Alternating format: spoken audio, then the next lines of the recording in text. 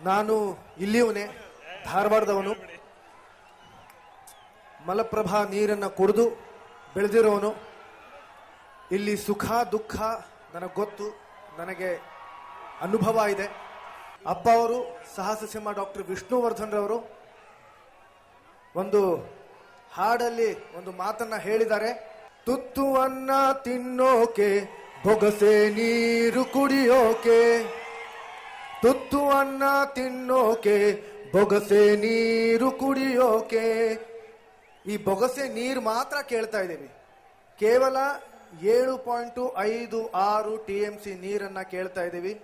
ಆ ಕೇಂದ್ರ ಸರ್ಕಾರ ದಯವಿಟ್ಟು ಮನಸ್ಸು ಮಾಡಿ ಈ ನೀರನ್ನ ನಮ್ಮ ಈ ಒಂದು ನಾಡಿಗೆ, ಈ ಒಂದು ಭಾಗಕ್ಕೆ ತಲುಪಿಸಬೇಕು ಅನ್ನೋ ಒಂದು ಕೋರಿಕೆ ನಮ್ಮ ಇಡೀ ಚಿತ್ರೋದ್ಯಮ ಮಾಡ್ತಾ ಇದೆ. ನಾವೆಲ್ಲರೂ ನಿಮ್ಮ ಜೊತೆಯಲ್ಲಿದ್ದೀವಿ. ನಾವೆಲ್ಲರೂ ಒಗ್ಗಟ್ಟಿಂದ ಇದ್ರೆ ಇದಕ್ಕೆ ಪ್ರತಿಫಲ ಸಿಕ್ಕೇ ಸಿಗತ್ತೆ. ನಮಸ್ತೆ.